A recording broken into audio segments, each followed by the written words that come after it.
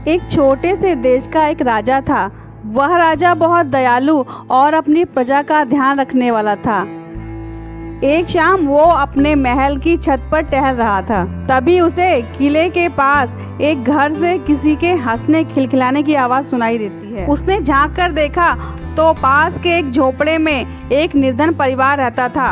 अपनी गरीबी के बावजूद वह सब एक दूसरे के साथ का आनंद लेते हुए हंस रहे थे, जश्न मना रहे थे, जिसे देख राजा बहुत हैरान हुआ और वह सोचने लगा, ये निर्धन परिवार इतना खुश कैसे हो सकता है, जबकि मैं इस धरती का राजा हूँ। सब कुछ तो है मेरे पास, लेकिन तब भी मैं इतना अप्रसन्न और दुखी क्यों हूँ? राजा ने अपने एक बुद्धिमान मंत्री को बुलाकर पूछा, क्या हुआ महाराज, आपने मुझे बुलाया? क्या तुम मुझे इस निर्धन परिवार की प्रसन्नता का राज बता सकते हो कि ये परिवार इतनी गरीबी में भी इतना खुश कैसे है? मंत्री ने जब झांक कर देखा तो वो परिवार अभी भी हंस खेल रहे थे, जिसे देखकर मंत्री ने महाराज से कहा, महाराज, आपने मुझसे दुर्लभ और अनमोल प्रश्न किया है। मैं आपको इसका उत्तर बता दूंगा, परंतु मुझे इसके बदले सोने के 99 सिक्कों की आवश्यकता होगी। राजा अपने मन में सोचने लगा कि प्रसन्नता की कला सीखने के लिए ये कीमत तो बहुत छोटी है। राजा ने अपने सेवक को बुलाकर कहा, जाओ और हमारे खजाने से सोने के 99 सिक्के लाकर मंत्री को दे दो। वह सेवक सोने के सिक्के लेने चला जाता है और कुछ ही समय बाद वो सिक्के लाकर मंत्री को दे देता है। मंत्री वो सोने के सिक्के रात को ले जाकर उस गरीब परिवार के दरवाजे पर रख देता है।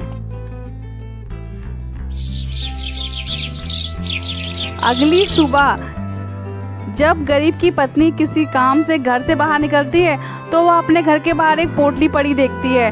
वह उसे उठाकर घर के अंदर दौड़ी दौड़ी चली जाती है। देखो देखो, ये पोटली मुझे घर के बाहर मिली है। अब भगवान ही जाने इस पोटली में क्या है। अरे चलो इस पोटली को खोल के देखते हैं, खुद ही पता चल जाएगा ना क्या है इसमें। ठीक ही कहते हो जी, चलो उसको खोल के देखते हैं क्या है। जब वह गरीब उस पोटली को खोलकर देखता है तो देखता है उसमें सोने के सिक्के भरे हुए हैं और वो उन सिक्कों को गिनने लगता है, लेकिन वो सिक्के केवल 99 ही होते हैं। सोने के सिक्के?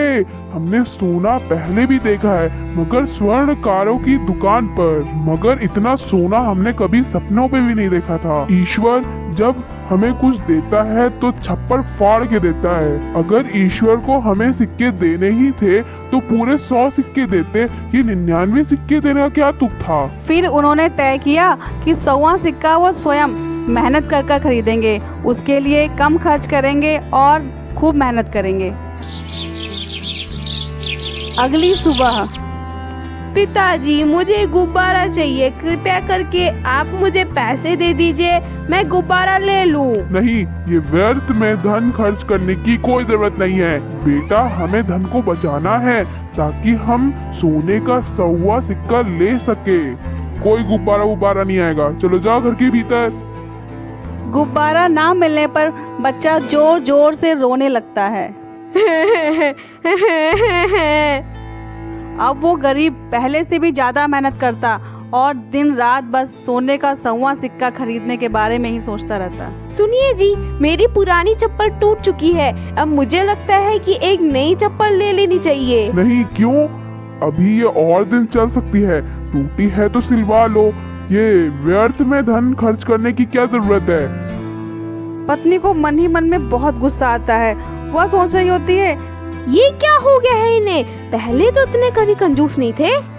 हमें सोने के सिक्के मिले, लेकिन ये खर्च करने की बजाय कंजूसी की और बातें कर रहे हैं। बात बात पर अब दोनों पति पत्नी का झगड़ा आए दिन होता ही रहता था। एक शाम जब राजा अपनी महल की छत पर फिर से टहल रहे होते हैं तो उन्हें पड़ोस की झोपड़ी से लड़ने झगड़ने की आवाजें आ रही होती हैं। उन्होंने झांक कर देखा तो उसी झोपड़े में निर्धन परिवार आपस में झगड़ रहा है। राजा अपने उसी बुद्धिमान मंत्री को पास बुलाकर उससे पूछते हैं, अरे मंत्री जी, ये क्या हो गया है? कुछ दिन पहले तो ये निर्धन परिवार खूब हंस खेल रहे थे, उसके बाद ये क्या हो गया? अब ये इतना लड़ झगड़ क्यों रहे हैं? मंत्री ने झांक कर देखा तो वह परिवार सच में लड़ झगड़ रहा था। उसने मुस्कुराकर महाराज से कहा, महाराज, वो सोने के 99 सिक्के मैंने ही उन निर्धन परिवार के झोपड़े के बाहर रख दिए थे। महाराज, इसे 99 का फेर कहते हैं। पूरा परिवार इस 99 के फेर में पड़ गया है। पहले उनके पास जो भी हुआ करता था वो उसी में प्रसन्न रहते थे। अब वह असंतुष्ट रहते हैं क्योंकि अब उन्हें लगता है कि अब उनके पास केवल 99 ही सोने के सिक्के हैं जो उनको खुश रखने के लिए अपर्याप्त हैं। अब उनको खुश रहने के लिए 100वें सिक्के की आवश्यकता है। महाराज, ये सब उन्हीं सोने के 99 सिक्कों की वजह से लड़ाई झगड़ा हो रहा है। मंत्री की बात सुनकर महाराज कहते हैं, हम कल सुबह उस निर्धन परिवार के घर जाएंगे और हम ये सब बताएंगे।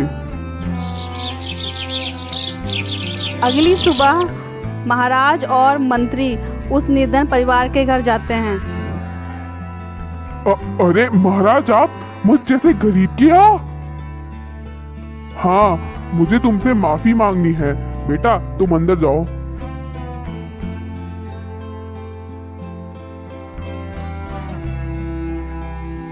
वह सोने के 99 सिक्के मैंने ही रखवाए थे। मुझे मेरे सवाल का जवाब मिल चुका है।